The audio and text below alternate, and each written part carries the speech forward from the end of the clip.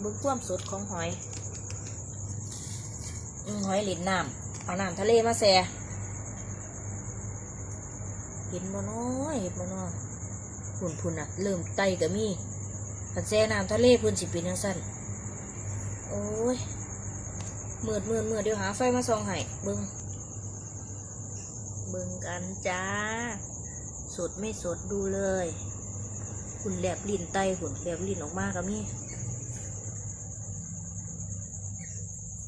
สังเกตนั่นเอาน้ำทะเลมาแซ่พวกคนหาวใส่น้ำเข้มแล้วเราตัวมันสิค่ายขี้เหนียวออกมา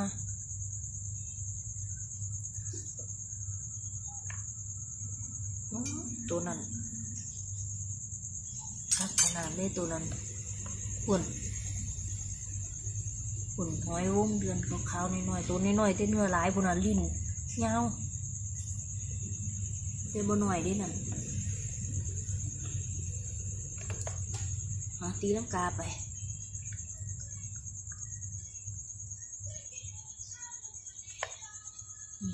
สักกระเยื่องไปสลัด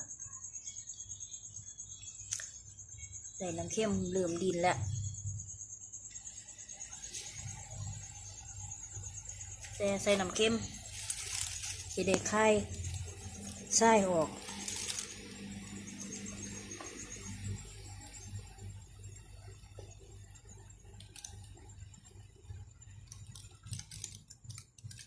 มีตัวเดียวละหาวกูมูตัวอื่นกับเป็นน้ำวืดออกมาซื้อคันบดสังเกตก็ไปเห็นนี่เป็นน้ำวืดออกมาอยู่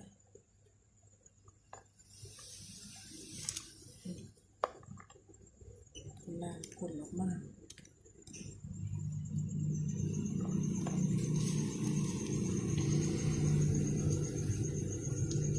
ตัวนั้นเนาะ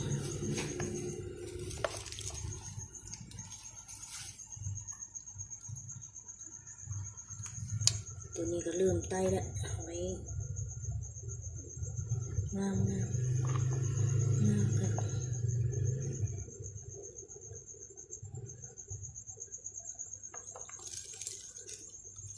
ลื่อมออกมาทีละหน่อยแลบดินออกมา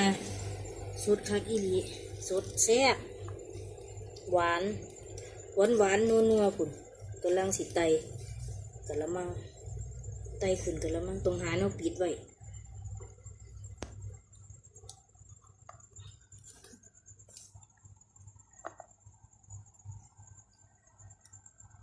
ทางนี้กำลังสิออก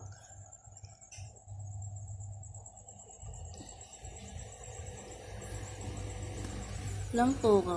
ง่อมอยู่คนก็เลยออกว่าท่านปิ่นออกว่าท่านใดโอ้ยอยากให้เบิ้งน้องโตใหญ่ซ้ำใด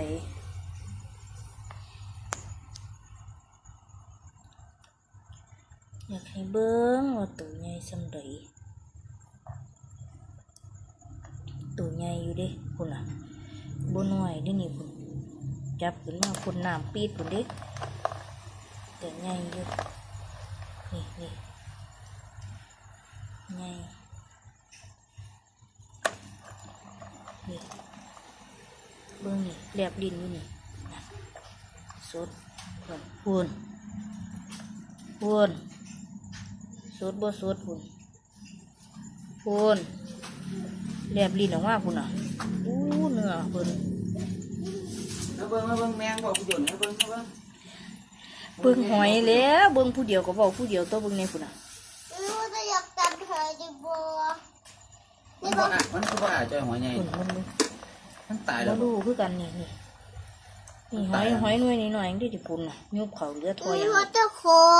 จับเป็นหอยปังบ้านเฮานี่แต่ว่าบัดเพิ่นนั่นบัดเพิ่นแลบลิ้นลักษณะนี้เรียบดินเลี้ยวมีเห็นบ้างตัวนี้สะดิ่งครับนี่ตีลังกามาตั้งแต่มุมพุ่น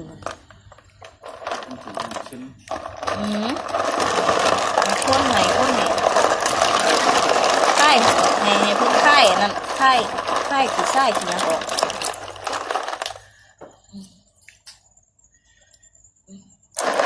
เริ่มเส้นนี่แหละพุ่นหน่วยใหญ่อันนี้ยิ่งใหญ่อันนี้คือไข่แม่ครับพุ่น วางดีๆลูกโอเคพรุ่งนี้เราค่อยทำกินนะคะ เอา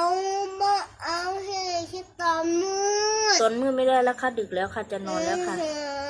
เดี๋ยวคิดตอนมื ตัว ด กับพ่อกันไหนคะ